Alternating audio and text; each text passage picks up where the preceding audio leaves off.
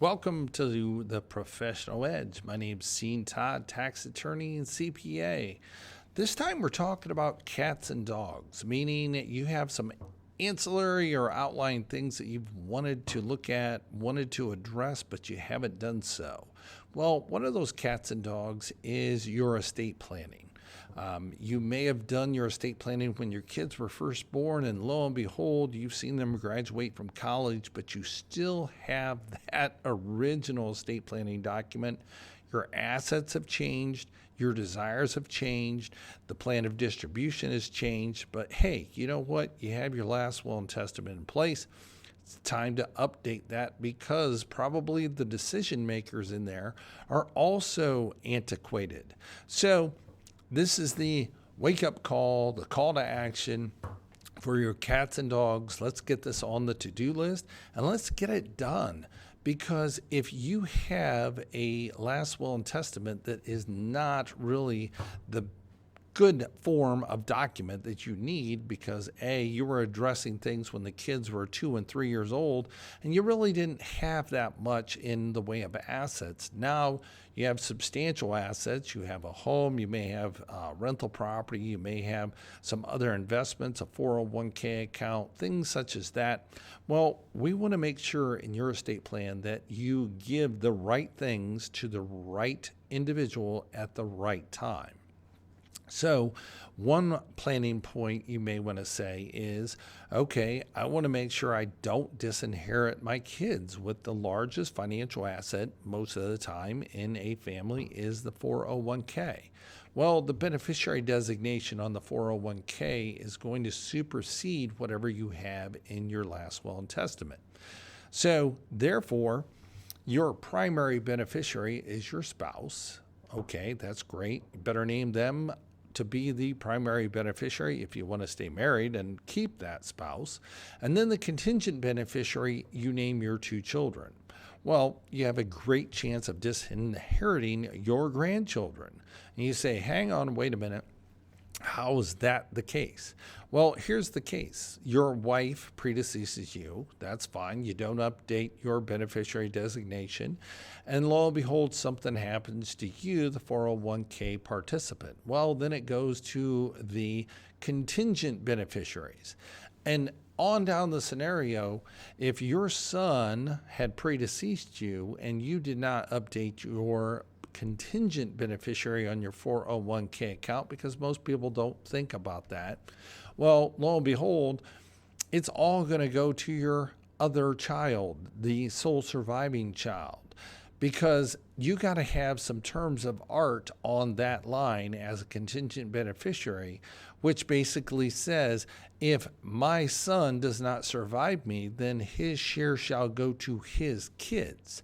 That's not by default. It has to be intentional. So your $1 million 401k may name your spouse and your kids equally, and that's it. Well, then you risk the potential of disinheriting your child 1 or child 2's children, your grandchildren. So think about that for a second. And the surviving child just can't hand over or say, oh, I'm going to give 50% of this 401k to my siblings' kids, nieces and nephews, because that is going to be 100% taxable to the surviving child. And then gifts would have to be after net of tax to the nieces and nephews. And we all know there's an annual exclusion amount that you can give. You can exceed that. And it just becomes a real mess versus doing the proper structure on your 401k beneficiary designation. So as a listener here on the Professional Edge, when was the last time that you looked at your primary and contingent beneficiary designations on your qualified accounts? That's IRAs, 401ks, 403bs. Because I want to say the last time you looked at that was when you actually initiated your sign up for that 401k or 403b. It's okay. You're like most people. But being a listener here on the Professional Edge, you are not like most people. And therefore, let's be a proactive person and pull that sheet from the current custodian and see exactly who you have named as the primary and contingent beneficiary. From that point, then we should have a conversation and say, okay, let's walk through the scenario of A, wife survives, son predeceased, will son's kids get the 401k, the 50% that was going to go to son? We just walked through that scenario and we correct it if there's any correction that's needed. It's that simple, that straightforward. So in order to have that conversation and understand how it's going to go and make sure you don't disinherit those grandchildren, give our office a call at 404-250-9798. That number again, 404-250-9798. Now, let's step back and say, okay, do you want to disinherit your kids?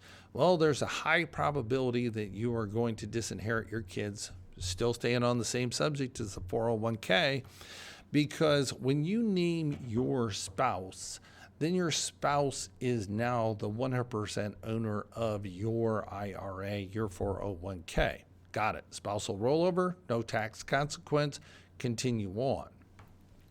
But what happens now that people are living longer, and we know of the place down in Florida called the Villages, and it is a very active community, and a lot of people go down there that have lost their spouse, and they meet someone new, and they get remarried. Well, when they get remarried, a lot of times they move their accounts over to one of the spouse's current stockbroker, and that stockbroker opens the account, and by default on that IRA account, they put spouse as being the primary beneficiary and then kids as the contingent beneficiary for the spousal rollover and the tax consequences and things such as that. So you, being the husband, the participant in the 401k, you pass away, your wife does a spousal rollover, she moves to the Villages, and she meets Mr. Right because you were Mr. Wrong. So now Mr. Right comes into her life, and she names the primary beneficiary as Mr. Right so they can do a spousal rollover again. Well, your wife passes away, and Mr. Right gets all of your 401k money. Think about that. He has no legal obligation to leave anything to your children. Let me say that again. He has no legal obligation to leave anything to your children. Now, if you have your spouse as the primary beneficiary on your IRA, your 401k, there is no guarantee that you will not disinherit your children, or she will not disinherit your children. Now you look at each other and say, well, that's not going to be the case. I'm not going to get remarried. I would never do that. Well, I'm here to tell you, I've seen it time and time again. It's not intentional. It just happens unless you are intentional not to have it happen. Well, how do you fix it? Let's go ahead and update the primary beneficiary on your 401k or your IRA. Let's say you've already left your employer. Now you have it in a rollover IRA account. Well, the primary beneficiary, I am not going to allow that to be a simple one-line item naming my spouse. I'm going to designate a designated beneficiary trust to be the primary beneficiary. So therefore, my spouse is allowed to do a spousal rollover, no tax consequence. That's great. That's fine. But if she finds Mr. Right and gets remarried, she has no ability, no authority to update that beneficiary to Mr. Right. Because remember, you're Mr. Wrong. So Mr. Right has no ability to intermingle with your family's plan. So you allow your spouse to have access to it, do the required minimum distributions, and take out additional if she should need it for her support. But when she meets Mr. Right, she can't update or change that beneficiary designation. So therefore, when she passes away, that account now goes down to your kids, and we provide for the contingent beneficiary of if your child does not survive and they have children, then you're not going to disinherit your grandchildren. So that way, we know today, if you pass away, money can go for your surviving spouse, but if she meets Mr. Right, she can't update that beneficiary, nor can the stockbroker or a 1-800 brokerage firm. They can't change that beneficiary designation. You have already done that. It's an irrevocable election once you pass away, and therefore, whatever is going to be left in there after your surviving spouse passes away is going to go down to your kids in equal shares or their kids if they don't survive. So that right there, a designated beneficiary trust.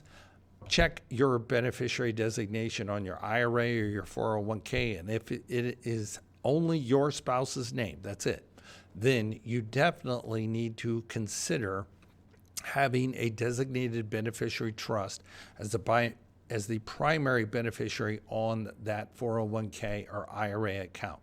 To start that conversation, do give our office a call at 404-250-9798. That number again, 404-250-9798.